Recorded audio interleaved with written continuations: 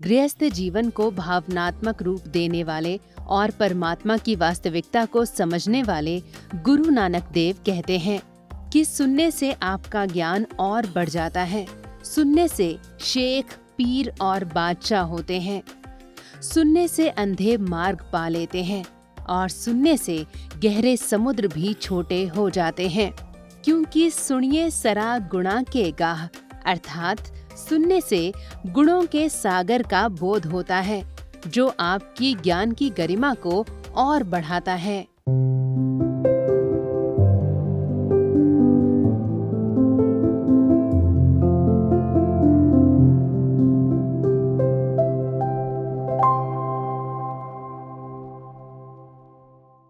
दोस्तों, एक दिन कबीर चरखा काट रहे थे।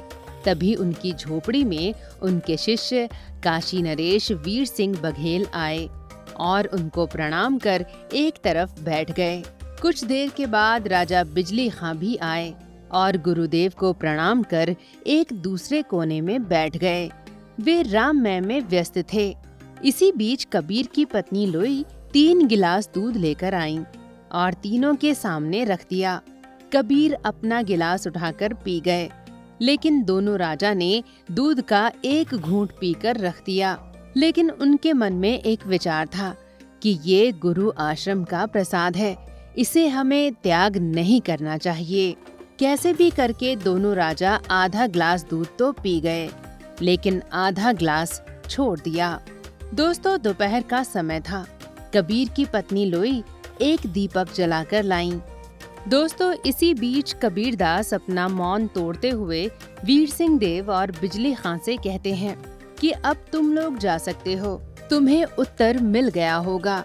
दोनों राजा चौंक गए और कहने लगे कि अभी हम लोगों से आप मिले ही नहीं, आपने हमारी समस्या को जाना भी नहीं, तो समाधान कैसे हो गया? इस पर कबीर साहब कहते हैं कि हे राजन, जानने के लिए पूछना ही जरूरी नहीं और न ही उत्तर देने के लिए मुंह का प्रयोग करना।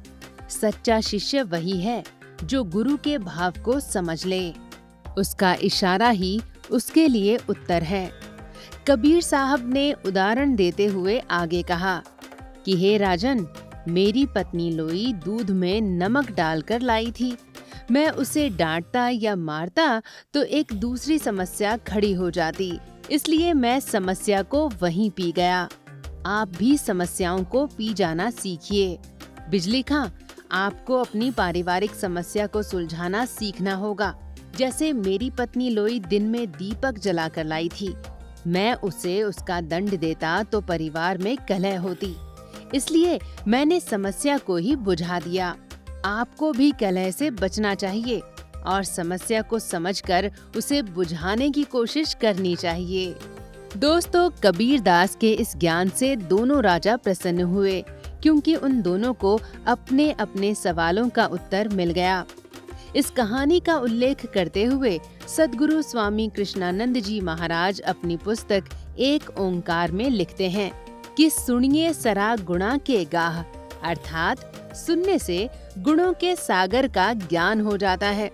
आपके ज्ञान की गरिमा बढ़ती है और आपका ज्ञान गरिमामय होता है। दोस्तों, इसी किताब में स्वामी कृष्णानंद जी महाराज महान विचारक एरिस्टोटल यानी अरस्तु से जुड़े एक प्रसंग के बारे में बताते हुए कहते हैं कि एक बार अरस्तु किसी मार्ग से गुजर रहे थे। तभी उन्होंने एक आदमी को देखा जो समुद्र के किनारे बैठकर एक खोदे हुए गड्ढे में चम्मच से समुद्र के पानी को भर रहा था। अरस्तु ने उनसे पूछा कि हे मित्र, तुम ये क्या कर रहे हो? तभी उस इंसान ने कठोर स्वर में कहा, तुम्हें दिख नहीं रहा? मैं इस गड्ढे को पूरे समुद्र के पानी से भर दूंगा और समुद्र को खाली कर दूंगा। अरस्तु इन बातों को सुनकर उस आदमी को समझाने का प्रयास करते हैं और कहते हैं, हे मित्र, तुम अपना जीवन, अपना समय और अपनी मेहनत तीनों बर्बाद कर रहे हो, इसलिए इस काम को यहीं बंद कर दो। हालांकि अरिस्टोटल की बातों को उस आदमी ने मानने से इनकार कर दिया और उन पर हंसने लगा। तभी अरस्तु समझ गए कि ये इंसान मेरी बातों को ध्यान से नहीं सुनेगा। दोस्तों, कुछ समय बाद वो आदमी समुद्र के पानी से गड्ढे को भरने में असफल रहा और अंत में सोचने लगा कि यदि मैं उस समय उस विचारक की बात सुन लेता तो शायद मेरा समय और मेरी मेहनत बर्बाद नहीं होती। दोस्तों, इसीलिए कहा जाता है कि सुनिए सरा गुणा के गाह, अर्थात सुनने से गुणों के सागर का ज्ञान होता है और आपकी ज्ञान की गरिमा भी बढ़ती है। इसलिए स्वामी कृष्णानंद जी महाराज अपनी किताब एक ओंकार से ये बात बार बार बताने की कोशिश कर रहे हैं कि यदि ध्यान से हम अपने गुरु को सुन लें तो फिर अलग से पूजा पाठ की कोई आवश्यकता ही नहीं है। इसके अलावा कभी कभी किसी इंसान की बात भी हमारे अंदर के ज्ञान की गरिमा को बढ़ाती है। तो दोस्तों, ये थे सद्गुरु स्वामी कृष्णानंद जी महाराज के द्वारा बताए गए वे प्रसंग जिनका वर्णन पुस्तक एक ओंकार में किया गया है।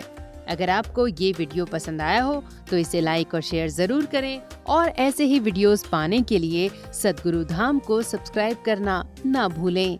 धन्यवाद आपका।